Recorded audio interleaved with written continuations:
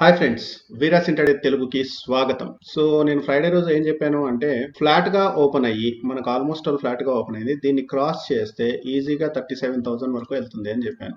Okay, so first అయితే 37,000 వరకు వెళ్ళింది.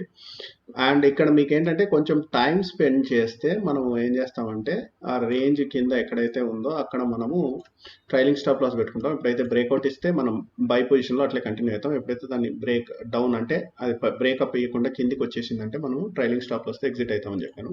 సో ఇది ఇమీడియట్ క్యాండిల్ అంటే కొంతసేపు కూడా ఉండకుండా ఇమీడియట్ క్యాండిల్ వెంటనే వచ్చేసి కిందికి వచ్చేసేసి మనకి మన స్టాప్ లాస్ రీచ్ చేసి ఉండొచ్చు. బట్ అట్లీస్ట్ 37,000 దగ్గరికి తీసుకెళ్ళిన తర్వాత అట్లీస్ట్ మీరు ఎంటర్ అయిన పొజిషన్కి మీరు ట్రయల్ చేసుకోవాలంటే మీరు లాసులు లేకుండా బయటపడి ఉండొచ్చు. నేనైతే ఇక్కడ పైకి వెళ్ళగానే 37,000 దగ్గర నా ప్రాఫిట్స్ అయితే బుక్ చేశాను.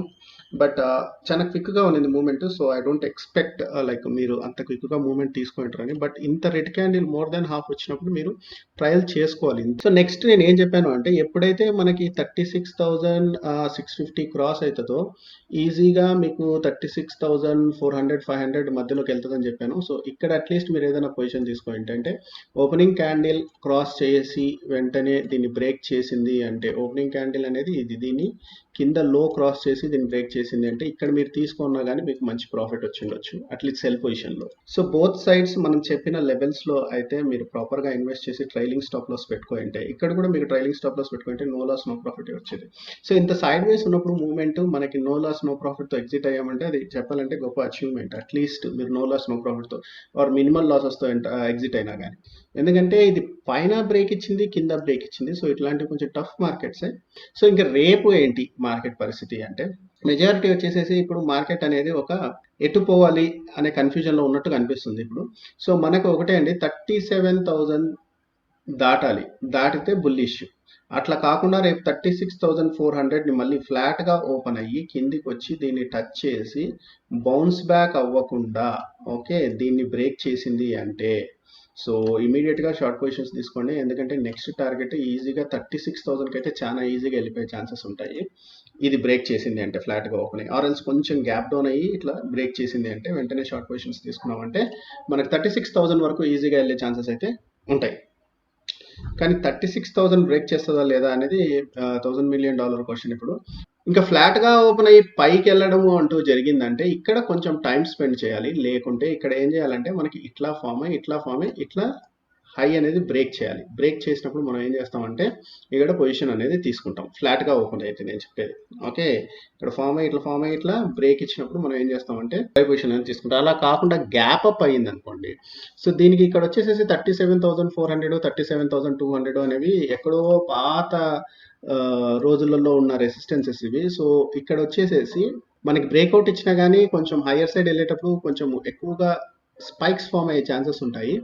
సో జాగ్రత్తగా మీరు 200 తర్వాత తీసుకుంటా అన్నా కానీ ప్రాబ్లం లేదు. 37,200 బ్రేక్ అయినప్పుడు నేను పొజిషన్ తీసుకుంటా అన్నా కానీ ప్రాబ్లం లేదు. ఇక్కడే నేను అగ్రెసివ్ ట్రేడర్ని, నేను ఇది బ్రేక్ అయిన వెంటనే పొజిషన్ తీసుకుంటా అన్నా కానీ ప్రాబ్లం లేదు. ఇక్కడ మీరు స్ట్రిక్ట్ స్టాప్ లాస్ పెట్టుకోండి ఎక్కువ లాసులు లేకుండా.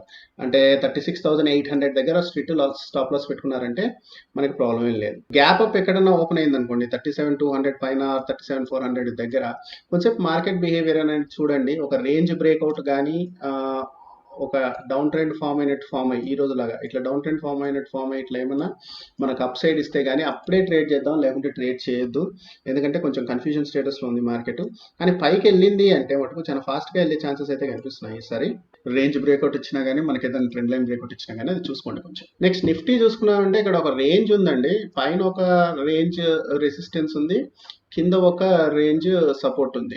సో ఇప్పుడు రేపు పొద్దున దీన్ని బ్రేక్ చేసింది అంటే గ్యాప్ డౌన్ అయినా కానీ ఫ్లాట్గా ఓపెన్ అయినా కానీ దీన్ని బ్రేక్ చేస్తుందా లేదా అనేది మనకి ఇంపార్టెంట్. దీన్ని బ్రేక్ చేసింది అంటే మీకు ఇక్కడ చాలా గ్యాప్ ఉంది. ఆ గ్యాప్ మొత్తం కవర్ అవుతుంది. మీకు 6,350 వరకు 350 వరకు వెళ్ళే ఛాన్సెస్ ఉంటుంది. గ్యాప్ డౌన్ అయినా కానీ మనకి దీన్ని బ్రేక్ చేయాలి. అలా కాకుండా ఫ్లాట్గా ఓపెన్ అయ్యి పైకి వెళ్ళింది అంటే ఇక్కడ కొంచెం టైం స్పెండ్ చేసిన తర్వాత ఇక్కడ బ్రేక్ ఇచ్చిందంటే మనము వెంటనే ఆర్ఎల్స్ దీనిపైన ఎక్కడన్నా హయ్యర్ హైస్ చేస్తే కూడా మీరు పొజిషన్స్ తీసుకోవచ్చు.